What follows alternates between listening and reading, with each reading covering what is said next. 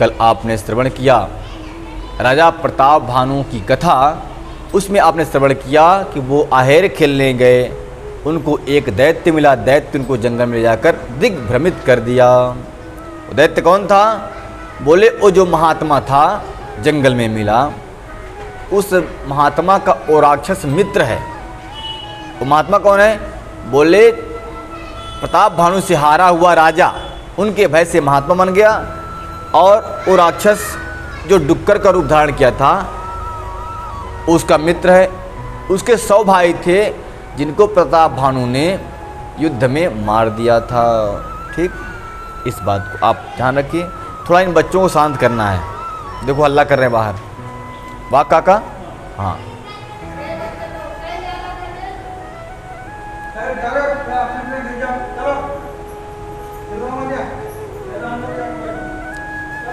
तो वो राजा अभी क्या कह रहा है? राजा प्रताप भानु भटक करके उसके आश्रम में पहुंच गए। आपने एक कल कथा श्रवण की। वो महात्मा क्या कह रहा? कपट मुनि धारण करने वाला, कपट से मुनि का भेष बनाने वाला महात्मा कहता है कि मैं सब कुछ तुम्हारा काम सिद्ध कर दूंगा। कुछ अच्छी बातें भी कहता है, क्योंकि महात्मा है, अच्छी बातें नहीं कहेंगे तो लोग समझ जाएंगे ना कि फोल्डर है ये। तो अच्छी बातें भी कहता है कि ब्राह्मणों को श्राप नहीं लेना चाहिए, ब्राह्मणों की सेवा करना चाहिए, गुरुओं का आदर करना चाहिए, माता पिता का सम्मान करना चाहिए, ये सारी अच्छी बातें बता रहा। तो राजा ने समझा कि ये तो महासचिव कोई महात्मा है, इनकी वचन मानना चाहिए। परंतु फिर कहा कि हे राजन, मैं तुमसे मुलाकात कर रहा हूँ यहाँ पर, तुम्हारी मुलाकात हो रही, किसी से मत कहना, क्योंकि हमारे रूप को, हमारे दिनचर्या को, हमारे रहन सहन को गोपनीय ही रख देना। इसमें कह रहे हैं ताते मैं तेहि बरनौ राजा, कहे कथा तब परम अकाजा, छठे श्रवण यह परत कहानी, नास तुम्हार सत्य मम वाणी है।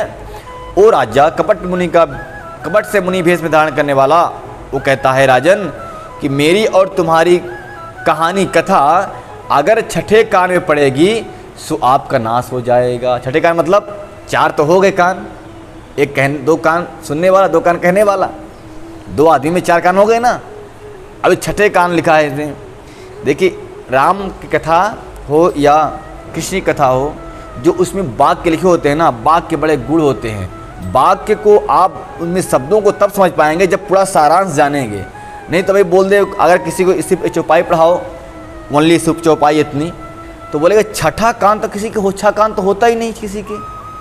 6 कान किसी को होता है क्या? मान लीजिए अगर कोई सिर्फ एक चौपाई पढ़े, यहाँ पे जो मैं बोला आपसे कि ताते मैं तेहि बरन राजा, कहे कथा तब परम अकाजा, छठे श्रवण या परत कहानी, नास तुम्हार सतमम वाणी। तो बोले छठा तो कान किसी के नहीं होते, छठा श्रवण क्या है?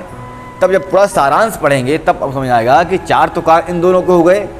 अब छठे कान के लिए मना कर रहे हैं, 4 कान के लिए मना नहीं किया, छठे कान के लिए मना कर रहे हैं कि दूसरे तीसरे आदमी से जाकर नहीं गए। जब 3 आदमी बल मिलेंगे तब तो 6 कान होगा ना, 2 आदमी थोड़ी होगा, और 1 आदमी को भी नहीं होगा। तो पूरा सारांश भागवत का अर्थ निकालने के लिए, रामायण का अर्थ निकालने के लिए पूर्ण संपूर्ण रूप से आपको श्रवण करना पड़ेगा, मनन करना पड़ेगा, चिंतन करना पड़ेगा, तब आप इसका सही सही व्याख्या कर पाएंगे। नहीं तो अर्थ के अनर्थ कर बैठते हैं लोग। अभी तो कर रहे हैं लोग ना अर्थ का अनर्थ, ढोल गवार शुद्ध प्रश्नाड़ी पे लोगों को छिड़ा हुआ है, बहस कर रहे हैं। उनको मालूम ही नहीं कि उस वाक्य कहाँ का है, सेंटेंस क्या है, संदर्भ क्या है, प्रसंग क्या है, व्याख्या क्या है, मालूम ही नहीं। तो रामचरितमानस समझना इतना सरल नहीं है। उसको मनन करने के बाद जब गुरुदेव भगवान समझाते हैं तभी समझ में आती है। स्वयं पढ़ के समझो तो नहीं। आधा अधूरा ज्ञान बड़ा दुखदायी होता है, बड़ा खतरनाक होता है। इसलिए ज्ञान हो तो किसी वस्तु में पूरा होना चाहिए, आधा अधूरा ज्ञान नहीं होना चाहिए। तो यहाँ कह रहे हैं कि तुम हे राजन, हमारी और अपनी बात जो है तो छठे कान में नहीं पढ़ना चाहिए, यानी किसी और को मत बता देना, नहीं तुम्हारा नाश हो जाएगा। राजा डर गया बेचारा। ठीक है महाराज, नहीं बताऊंगा। राजा प्रताप भानु बड़े सज्जन, बड़े भक्त हैं, संतों की सेवा करने वाले, गुरुओं की बात को मानने वाले और ब्राह्मणों की सेवा करने वाले हैं। इसलिए उस महात्मा में भी बड़ी श्रद्धा रखते हैं। देखिए, श्रद्धा किसी पर भी रखना गलत बात नहीं है, ठीक है। श्रद्धा आप, क्योंकि देखिए सूर्य काम है प्रकाश फैलाना है, चाहे कोई प्रकाश स्वीकार करे या ना स्वीकार करे। चाहे सूर्य के प्रकाश में भी कोई लाइट जला दे, कोई लाइट चाहे बंद कर दे, सूर्य का में प्रकाश फैलाना। तो एक सज्जन व्यक्ति का काम क्या है कि सज्जनता का प्रस्तुत करना, यानी किसी की भी सेवा करना। जैसे कोई ब्राह्मणों से प्रेम करता है, संतों से प्रेम करता है, सो प्रेम करना चाहिए, सेवा करने का भाव रखना चाहिए। हाँ, अगर वो गलत है तो परिणाम उसको भोगना पड़ेगा, आपको थोड़ी भोगना पड़ेगा। आप गलत नहीं क्या भोगना, आप तो श्रद्धा भक्ति से कर रहे हैं, आप श्रद्धा भक्ति से भक्ति कर रहे हैं, तो कोई गलत व्यक्ति आपको सिर्फ क्या कर सकता है, छल सकता है, धोखा दे सकता है, लेकिन आपको पापी नहीं बना सकता। पापी तो स्वयं बनेगा ना। शास्त्र कहते हैं छला जाना पाप नहीं है, छलना पाप है? धोखा देना पाप है, धोखा खाना पाप नहीं है। तो धोखा दे भी देगा तो क्या ले जाएगा आपको? आप तो भक्त हो, भगवान तो आपको जान रहा कि आप कैसे हो। तो यहाँ पे महात्मा जी जो बने हैं, ये राजा प्रताप भानु को छल करना चाहते हैं, इसीलिए बोल रहे हैं कि मेरी बात किसी और से मत कह देना, नहीं तो पोल खुल जाएगी। हे राजन, पुण्य गृह प्रगटे अथवा दुर्शापा, या प्रगटे अथवा दुर्शापा, नास तोर सुन भानु प्रतापा। कहते हैं अगर मेरी वचन को कह दोगे किसी से तो तुम्हारा नाश हो जाएगा, या फिर ब्राह्मणों का अपमान करोगे तो तुम्हारा नाश हो जाएगा। आन उपाय निधन तब नाही, जो हरिहर को पही मन माही, जो हरिहर को पही मन माही। कहते हैं राजन, ब्राह्मणों के श्राप से, ब्राह्मणों को क्रोध आने से तुम बच गए तो फिर संसार में कोई और तुमको मार नहीं सकता। ब्रह्मा विष्णु भी तुम्हारा कुछ भी नहीं कर सकते, इनको अपने अनुकूल कर लो। तो कहते हैं कि महाराज ये बताओ, किसी और के श्राप से मरूं, किसी और वजह से मैं मर जाऊं, मेरा सर्वनाश हो जाए, मुझे गम नहीं है, मेरा जो दुख नहीं है, पर ये बताओ कि ब्राह्मणों को अपने बस में कैसे किया जाए? हैं, ब्राह्मण बस में हो जाएंगे तो देवता दानव मानव सब तुम्हारे बस में हो जाए। क्यों बस में हो जाएंगे? क्योंकि जब तुम्हारे ब्राह्मण बस में होंगे तब उन ब्राह्मणों के द्वारा तुम अपने घर में यज्ञ कराओगे, पूजा कराओगे, पाठ कराओगे, तो ब्राह्मण तुम्हारे बस में और देवता मंत्रों के बस में और मंत्र ब्राह्मण के बस में और ब्राह्मण तुम्हारे बस में। तो इसका मतलब है तुम्हारी चांदी ही चांदी रहेगी मेरे प्यारे।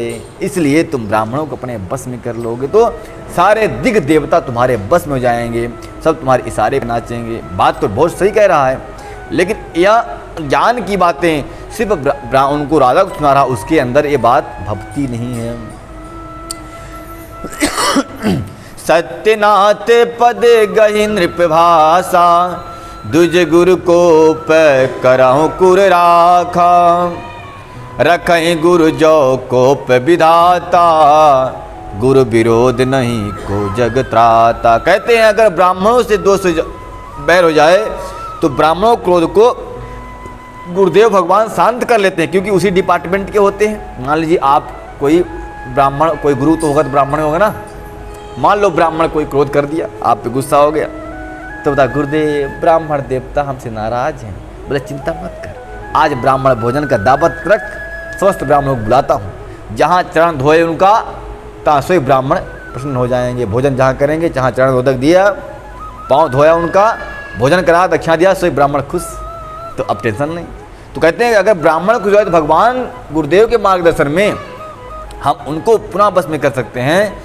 लेकिन अगर गुरुदेव भगवान नाराज आए तो देवता और मानव भी, शंकर भी उनको मना नहीं सकते। इसलिए गुरुदेव की सेवा बड़े तत्परता से, बड़े सावधानी से करना चाहिए। हैं, एक बार क्या हुआ, भगवान श्री कृष्ण पहुँचे यमलोक, अपने गुरु के पत्नी यानी गुरु माता के कहने पर गुरु माता ने कहा, ए लाडले कृष्ण कन्हैया, मैं जानती हूँ तुम ब्रह्म हो, परमात्मा हो और तुम सब कुछ करने में समर्थ रखते हो। कन्हैया ने कहा, हाँ मैया आप कहो, मैं आपकी क्या सेवा करूं? कृष्ण माता ने कहा, हे कन्हैया, तुम गुरुकुल से पढ़ के जा रहे हो, यहाँ की प्रथा है कि गुरु माता को या गुरुदेव को दक्षिणा दी जाती है। बोले हाँ माता, मैं राजकुमार हूँ, मैं आपको दक्षिणा अवश्य दूंगा। बोले दक्षिणा में मुझे कुछ धन नहीं चाहिए। तो बोले क्या चाहिए बताइए? बोले हमारा एक पुत्र था, वो समुद्र स्नान करने गया था, उसमें डूब करके मर गया, वही पुत्र ला के मुझे दे दो। से कहेगा, अरे मेरे गुरु मैया का पुत्र और समुद्र में डूब गया, समुद्र की इतनी बड़ी हिम्मत। चले दोनों भाई शंख लेकर के। भगवान श्री कृष्ण बलराम जी प्रवेश किया, पहले समुद्र को बुलाया, समुद्र तुमने मेरे गुरु पुत्र को लाया है, दे दो, वापस कर दो, नहीं तुम्हारा कल्याण नहीं है। उस जन्म में सिर्फ सेतु बांधा था तुम्हारे ऊपर, इस जन्म में तुम्हें ही बांध दूंगा सीधा, नहीं दे दो। फड़फड़ा के निकला वो बार, महाराज क्या बात है? बोले गुरुपुत्र ला के दो। बोले हे कृष्ण कन्हैया, मेरे पास गुरुपुत्र नहीं है, हो सकता है शंखासुर मेरे अंदर रहता है, वही आप गुरुपुत्र को ले गया होगा, जाके देख लो। बोले कहाँ है? बोले वहाँ रहता है। भगवान श्री कृष्ण जल के अंदर प्रवेश किया और देखा वहाँ गुरुपुत्र नहीं, उसको मारे, मारपीट के बराबर किए, उसका शंख छीन लिए, शंखासुर का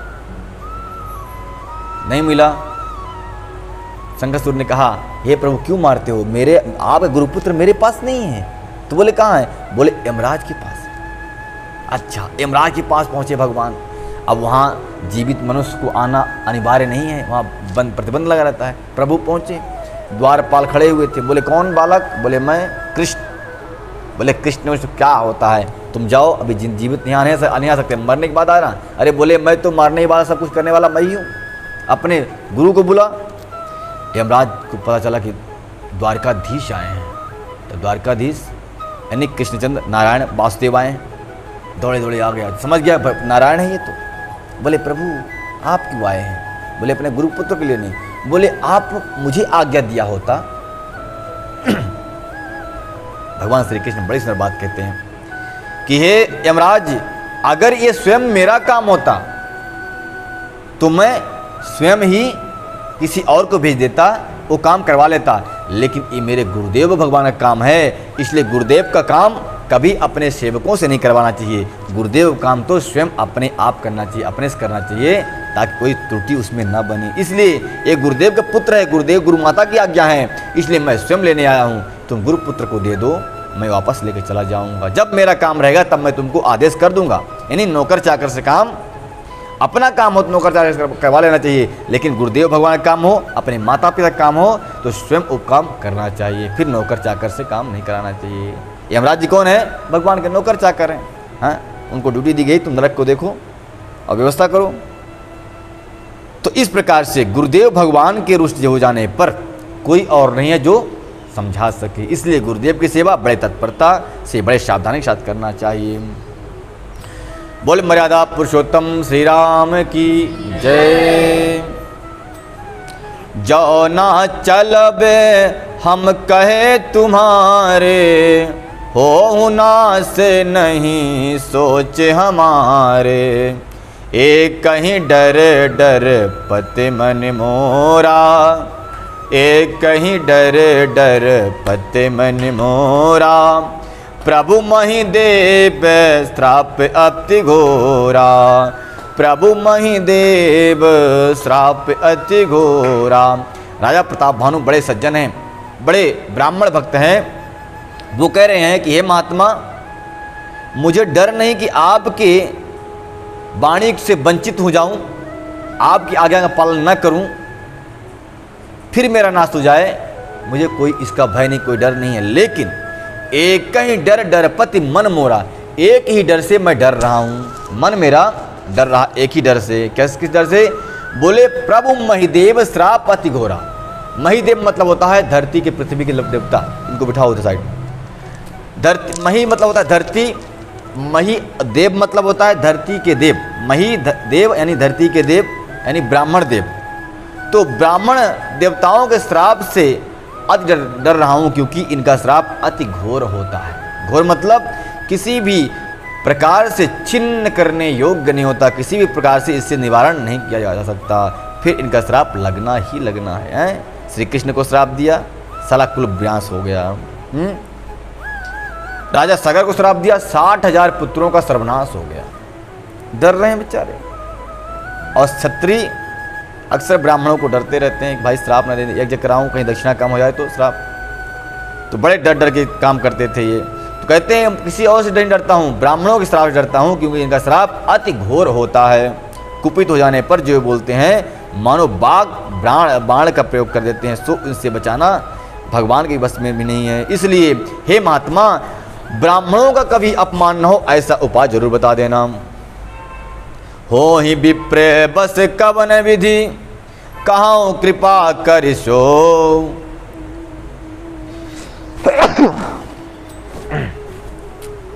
तुम तज दीन दयाल निज, ही तू न देखूं को। कहते हैं कि ब्राह्मण वंश किस तरह से मेरे बस में हो जाए वो बता दो। हो ही विप्र बस कवन विधि, कौन विधि से ब्राह्मण हमारे बस में होंगे। इसमें लिखा है, गोस्वामी जी लिख रहे हैं, कहाँ कृपा करशो, हे महात्मा, हे मुनि, कृपा करके वो बात मुझसे कह दो। तुम तज दीन दयाल निज, ही तू न देखूं कोई। मेरा ही चाहने वाला प्रेजेंट टाइम में अभी तुम्हारे जैसा कोई और नहीं है, सो कह दो।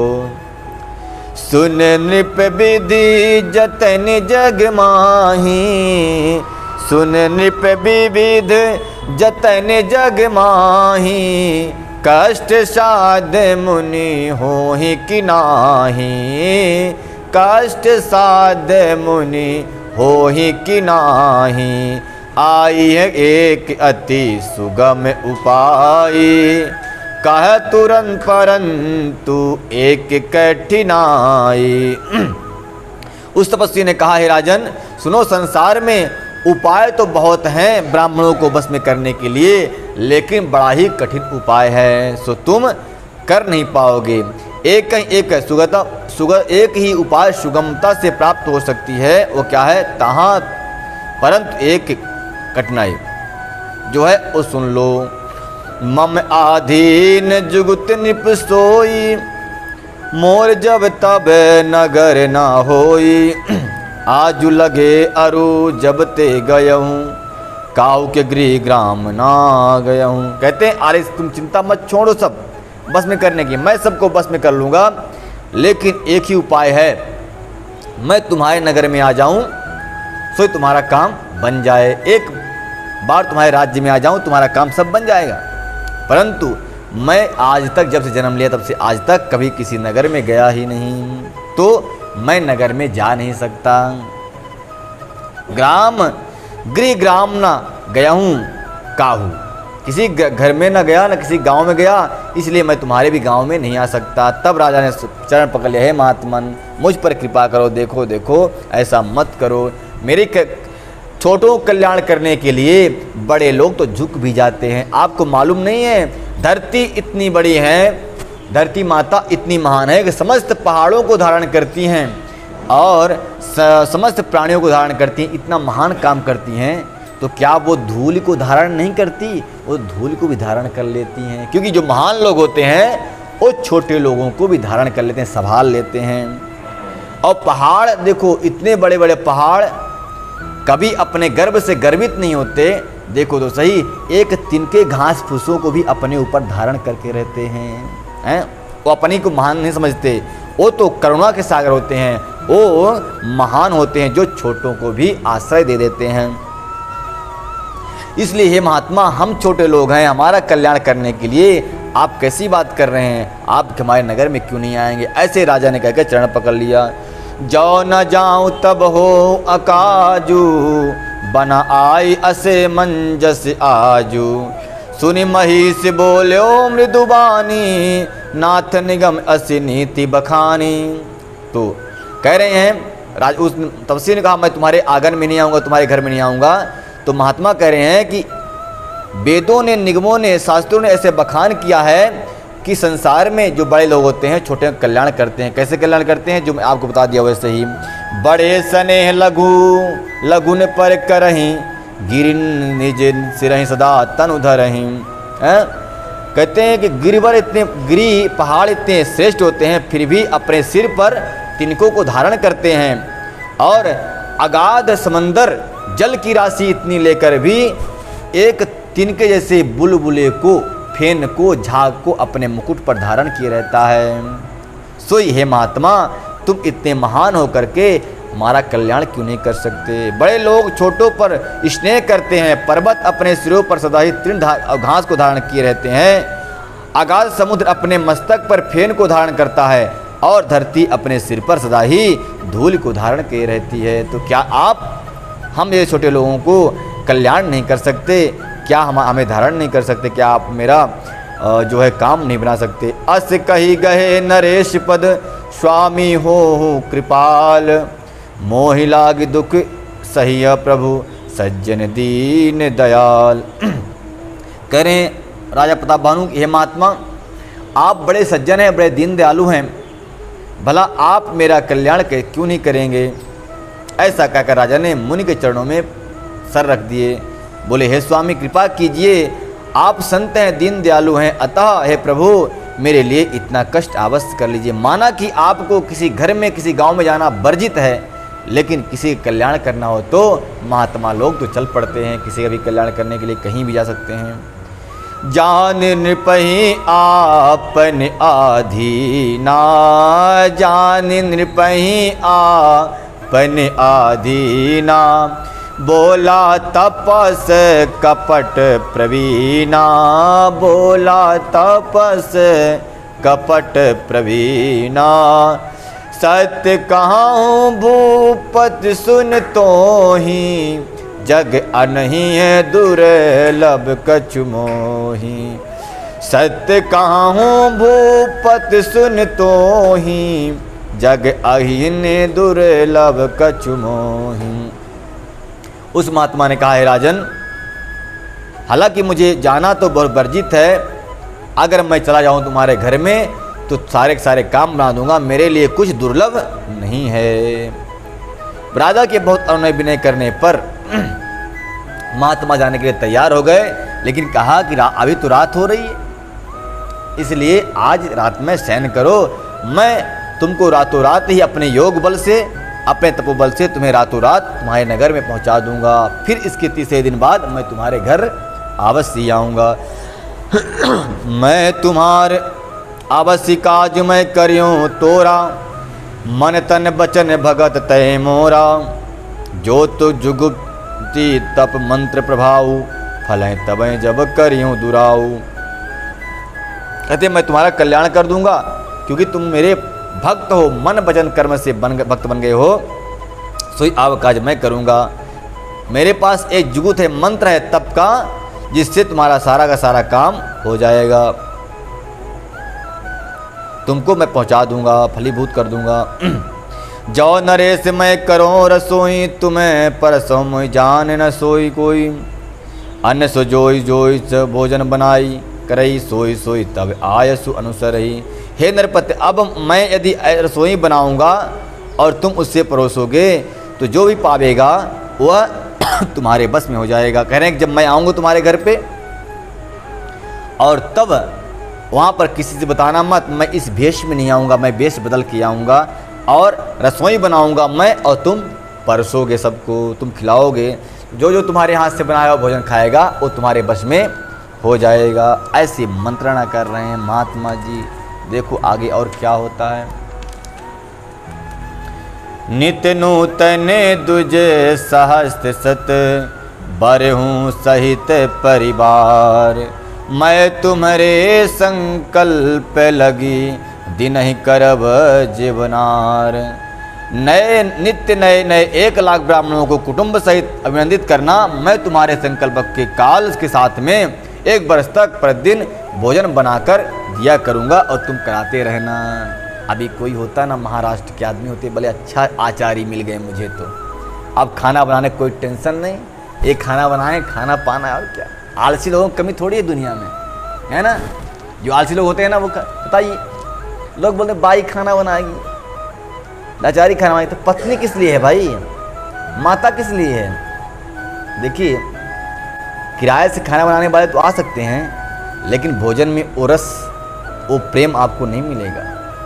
एक बता रहा था, एक आदमी, एक बाई खाना बनाने आ रही थी कहीं, एक मित्र ने कहा आज 2 रोटी ज़्यादा खाऊंगा। उसने मन में सोच लिया कि न जाने कब बीमार पड़े, ज़्यादा काम बढ़ा दिया तो। मान लो कोई बाई खाना बनाती है, उससे कह दो भाई 2 रोटी ज़्यादा बनाना, आज 2 मैं ज़्यादा खाऊंगा, उसका माथा सनक जाएगा, नहीं सकेगा कि ये आज 2 रोटी ज़्यादा टाइम लग जाएगा, 2 मिनट मेरे को, न जाने भगवान कब बीमार पड़े, ये रोटी कम बनाना पड़े और अपनी पेमेंट चालू रहे, ऐ बीमार पड़ा रहे, डॉक्टर भी पेमेंट ले जाए, मैं भी पेमेंट ले जाऊँ। लेकिन वही चीज़ आप अपने मैया से बोल दो, मैया आज मैं 2 रोटी ज़्यादा खाऊंगा, मैया का सीना चौड़ा, अरे आज मेरा बेटा 2 रोटी ज़्यादा खाएगा। माँ की तृप्ति पहले होगी, माँ प्रसन्न सहित आज बेटा 2 रोटी में बोला है, मैं ऐसे बनाऊँ कि बेटा हमारा 3 रोटी खाएगा। पत्नी का भी यही सिद्धांत है, हमारे पति देवता आज 2 रोटी ज़्यादा खाएंगे, अच्छी बात है। परंतु बाई से किराए वाली बाई से आप तो जीवन में लोग किराए से चल रहे हैं, सब लोग सब किराए पे, पति किराए पे, पत्नी किराए पे, भाई बंधु भोजन पानी सब। तो ये रिश्ते किस लिए हैं? बड़ी आश्चर्य की बात, बड़ी सोच की बात है। इसलिए भगवान से प्रार्थना है, भगवान इतना पैसे मत देना कि खाना बनाने वाला भी किराए से लाना पड़े। ये मनुष्य जीवित है कि मुर्दा है भाई, पता नहीं चलता है मुर्दा है कि जिंदा है। मोबाइल चलाने के लिए बहुत टाइम है, नहीं आलस से लग रही, नहीं कोई परेशानी हो रही भाई, भोजन बनाने के लिए जिसमें सब कुछ छुपा हुआ है वो उसी में बोले किराए से आना चाहिए सब कुछ। सो ऐसा है भगवान, ऐसा धन थोड़ा कम देना, नमक रोटी देना, पर ये आलस से मत देना, ये अवगुण अंदर नहीं आना चाहिए, क्योंकि जैसे खाया गया न वैसा होगा मन। और भोजन बनाने वाला कैसे भोजन बना रहा है और वो भोजन तुम खा रहे हो, सारा अक्सर आपके जीवन पर प्रभाव डालता है। एक बार एक महात्मा बड़े भक्त नारायण के चल रहे फिर रहे, कहीं रोटी मिल जाए कहीं खा लूँ, कहीं रोटी मिल जाए कहीं खा लूँ। जहाँ जिस घर में जाते उसी घर में बोलते अरे तो मेरे लायक है ही नहीं, मेरे लायक है ही नहीं। एक घर में नई बधू आई हुई थी, भोजन बना रही थी, उन्होंने सुना बात, वो सब्जी बना रही थी और गा रही थी, गोविंद मेरो है गोपाल मेरो है। सब्जी बना रही है, रोटी बना रही है और गा रही है, ओ राधा रमण गिरधारी मेरो है, ओ राधा रमण गिरधारी मेरो है, गोविंद मेरो है गोपाल मेरो है, गोविंद मेरो है गोपाल मेरो है। इस बात को सुना किसने? महात्मा जी ने। सोई लौट आए हुए, अरे भोजन करने योग्य ही आए। सासू ससुर जी गिर बैठे हुए, खांसते बैठे हुए थे। कौन? सासू माँ ससुर जी, बहू अंदर भोजन बना रही। आए महात्मा जी बोले राम राम बाबा जी राम राम। भैया ने कहा बाबा जी राम राम, कहो कैसे हो? बोले ठीक है भैया, पर आज तुलसी दल आपके यहाँ टूटेगा। बोले मेरे यहाँ क्यों? किसी ने बुलाया? तो मैं तो बुला ही नहीं आपको। बोले आप बुलानी, मैं स्वयं चला आया। क्यों? बोले आपके घर में एक भक्त भोजन बना रहा है, इसलिए मेरी भी इच्छा हुई कि मैं भोजन कर लूँ यहाँ। वो महात्मा जो कहते हैं मैं किसी के यहाँ का भोजन नहीं करता, आज अपने से बिना बुलाए चले आ रहे हैं। क्यों? क्योंकि जान रहे कोई भक्त भोजन बना रहा है, इसलिए भोजन करना चाहिए। ये भोजन अमृत के समान है। जिस भोजन में बनाते वक्त लोग राम के भजन कर रहे हैं, भगवान का नाम के स्मरण कर रहे हैं, वो भोजन के समान नहीं, वो अमृत के समान है। लेकिन जिस भोजन बनाते समय गिल्यान हो रही कि आज 35 साल से जब से आई मैं मर गई इसी घर में, मेरा कोई सुनने वाला नहीं, मुझे कोई देखने वाला नहीं, जब से आओ तब से रोटी बना रही हूँ, तो आज निश्चित रूप से वो भोजन नहीं करना। जो भोजन पवित्र मन से ना बनाया जा रहा हो, चिड़चिड़ हो रहा हो, डिप्रेशन हो रहा हो, कला होते हुए भोजन बन रहा हो, वो भोजन नहीं करना। नहीं तो आपकी बुद्धि तो भ्रष्ट करेगा ही करेगा, आपके अंदर का लीवर भी खराब कर देगा, क्योंकि वो जहर है। भजन करते हुए जो भोजन बनता है वो भोजन अमृत है, लेकिन जो झगड़ा करते हुए डिप्रेशन में टेंशन में गाली गलौज करते हुए भोजन बनता है वो जहर भोजन है, इसलिए भोजन नहीं करना वो। इसलिए तो महात्मा बोलते हैं मैया दूर से प्रणाम।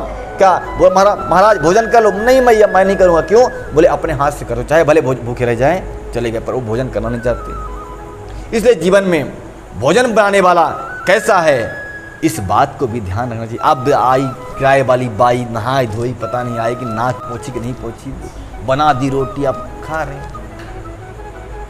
मैया के हाथ का भोजन, अपने बहन का हाथ का भोजन, अपने पत्नी के हाथ का भोजन जो होगा वो किराए वाले किसी के हाथ का भोजन नहीं।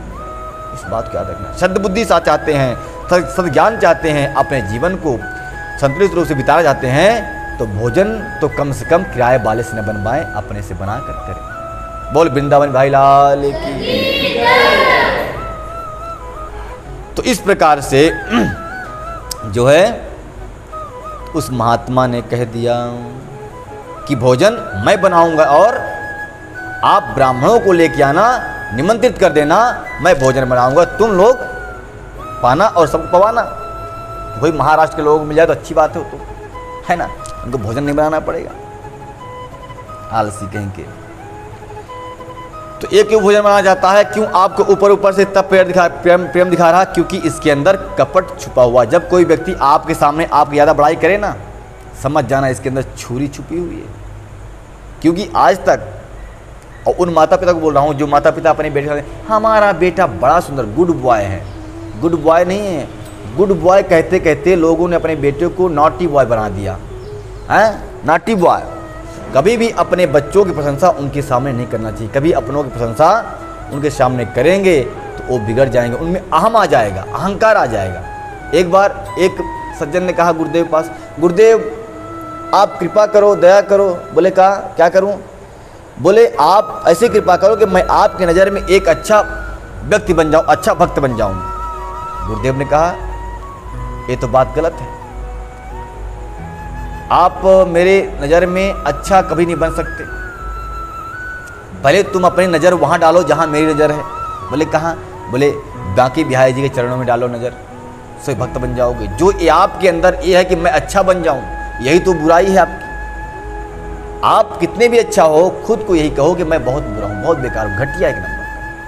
किसी भी संत के सामने जब संत से पूछेंगे ना आप, जो कोई संत सच्चा संत होगा उससे बोलेंगे महात्मा आप बड़े महान संत हैं, वो ही बोलेगा, सच्चा होगा तो यही बोलेगा कि मैं तो घटिया एक नंबर का हूँ, मैं संत थोड़ी हूँ, मैं तो दुर्गा हूँ एक नंबर का, दुर्जन हूँ।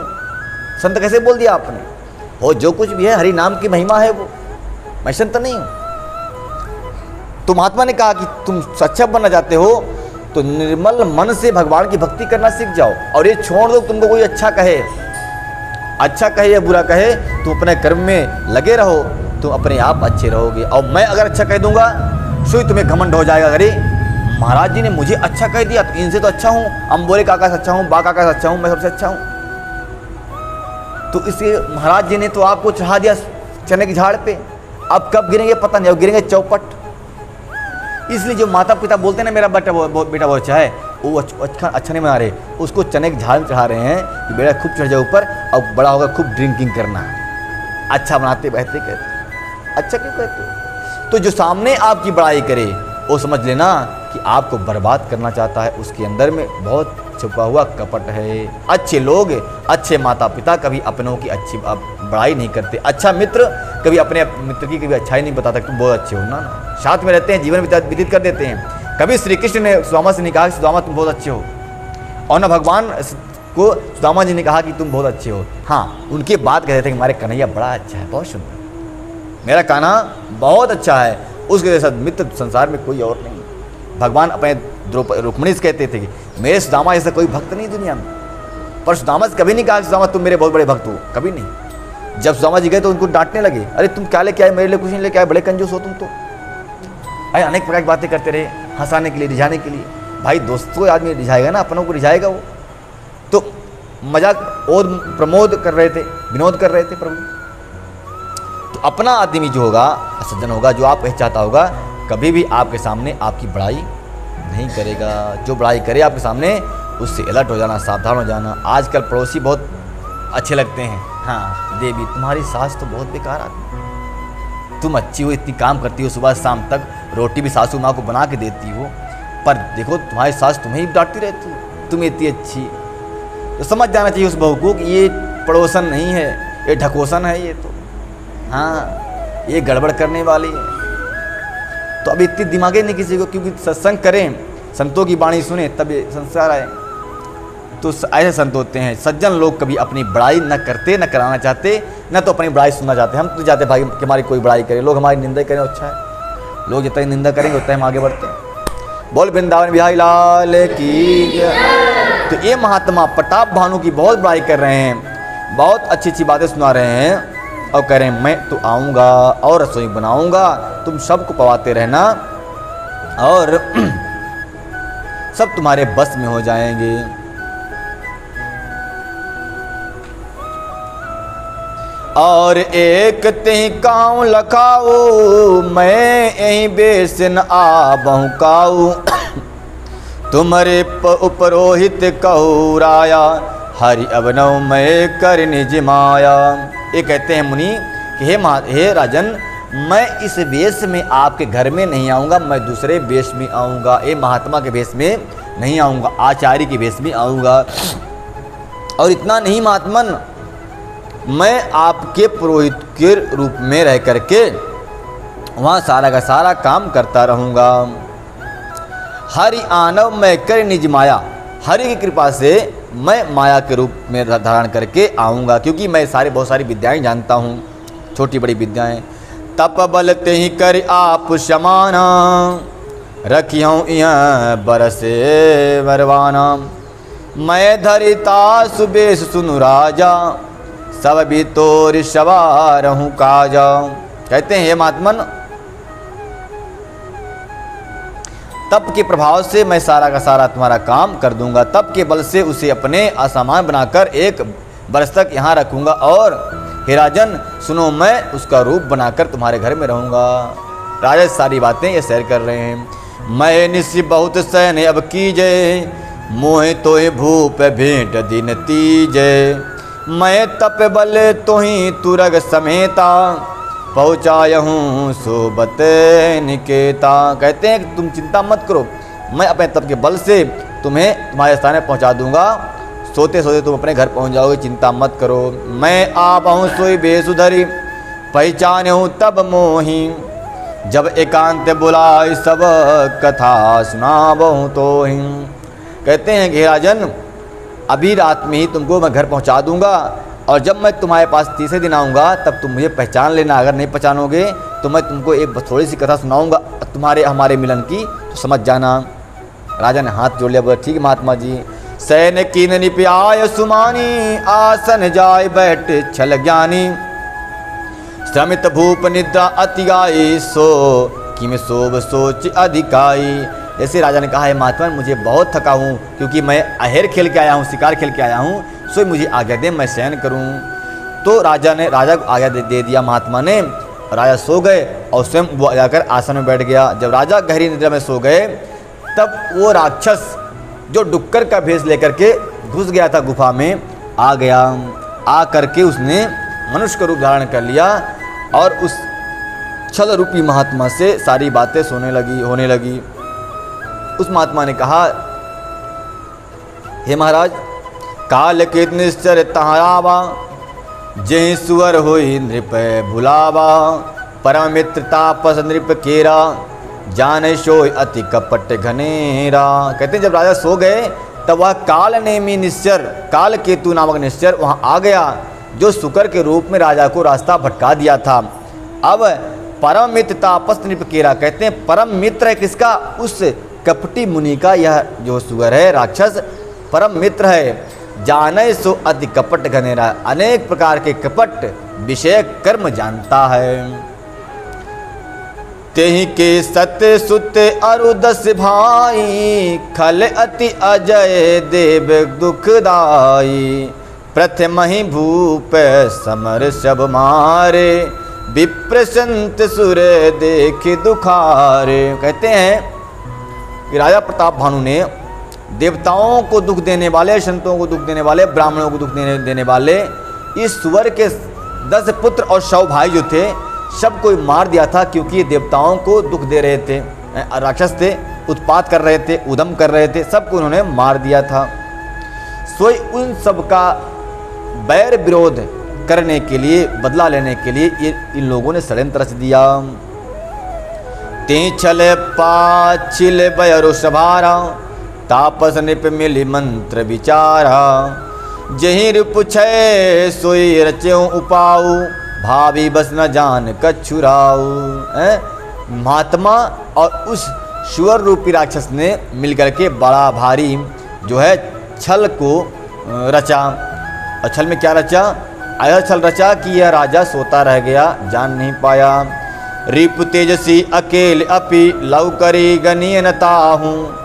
आजहूँ देत दुख रवि शशि, सिर अवधेश राव। कहते हैं कि तेजस्वी शत्रु अकेला ही क्यों न हो, पर वो हजारों पर भारी होता है। जो प्रताप भानु राजा थे, बड़े धर्मात्मा थे, संत थे, महंत थे, बड़े देवताओं को पूजन करने वाले, आराधना करने वाले और देवताओं पर विश्वास करने वाले, तो बड़े तेजस्वी थे। इनके चेहरे पर बड़ा तेज था, इनको अकेले मार पाना उन दोनों के बस की बात नहीं थी। सो इन्होंने एक दूसरा षड्यंत्र रच दिया कि अकेले हम 2 जीत नहीं पाएंगे, क्योंकि एक तीर में ही सबको घायल कर सकता है। तो क्या हुआ अब बताते हैं। तापस नृप निज सखहि निहारी, हरसि मिले उठी बहुर दुखारी। मित्र कई सब कथा सुनाई, जातु धाम बोला सुख पाई। तपस्वी राजा अपने मित्र को देखकर प्रसन्न होकर उनसे मिला और सुखी हुआ अपने मित्र से सब बातें कथा सुना दी। और राक्षस आनंदित होकर के बोला, क्या बोला कि मैं इसको बचाऊं कि मार दूं। अब धरे हूँ रिपु सुनऊ नरेशा, जो तुम कीन मोर उपदेशा। परिहरि सोच रहा हूँ तुम सोई, बिन औषधि बरिया विधि खोई। वह राक्षस कहता है, हे तपस्वी, तुमने बड़ा अच्छा किया जो इसको अपने पास बुला लिया। अब तो सारे रोग की दवा मिल गई है, क्योंकि इसी ने सबको मारा था। अब हम लोग भी इसको काम तमाम कर देंगे। कुल समेत रूप मूल बहाई, चौथे दिवस मिलब मैं आई। तापस निपय बहुत परितोषी, चला महाकटु परितोषी। जब उसने मारने के लिए सोचा तो महात्मा ने कहा, नहीं नहीं अभी मार मत, अभी जग जाएगा तो सब चौपट कर देगा, अपना जो जाल बिछाया हूँ सब फेल हो जाएगा। इसलिए ऐसा कर रातों रात इनको तुम इनके महल में पहुँचा दे, फिर आगे मैं जो करूँगा देखते रहना। तो महात्मा के आगे से वह सुकर नामक राक्षस जो है अपने पीठ पे बिठाया और राजा प्रताप भानु को और उनके घोड़े सहित रातों रात उनके महल में पहुंचा दिया। और जाकर प्रताप भानु को उनकी पत्नी के रानी के बेड पर सुला दिया और घोड़े को अस्तबल में, यानी जहाँ घोड़े के बंधने का स्थान होता है, ठीक तरह से बांध के आप रातों रात आ गया। जब प्रताप भानु सुबह जगे तो कुल समेत रूप मूल बहाई, चौथे दिवस मिलो अब मैं आई। जब जगे तो देखा कि मैं रानी के बगल में अपने महल में, बड़े चकित हुए। महात्मा बड़ा सच में बहुत तपस्वी महात्मा है, उनके प्रभाव से मैं तो यहाँ पहुँच गया। और चौथे दिन वो मिलने के लिए आने वाले हैं, ऐसा उन्होंने सोचा। तापस नृपय बहुत परितोषी, चला महाकपटी अति रोसी। चौथा दिन आ गया और राजा के महल की ओर यह कपटी मुनि चल दिया। चल करके क्या किया, चुपचाप बैठ गया, क्योंकि रात में 10 में 12 बज रहे थे, 10 बज रहे थे, इसलिए कुछ काम किया ही नहीं। बोला क्योंकि अभी रात के टाइम क्या करूं, इसलिए कल करेगा जो करना होगा। तो तब तक के लिए जय जय श्री राधे श्याम।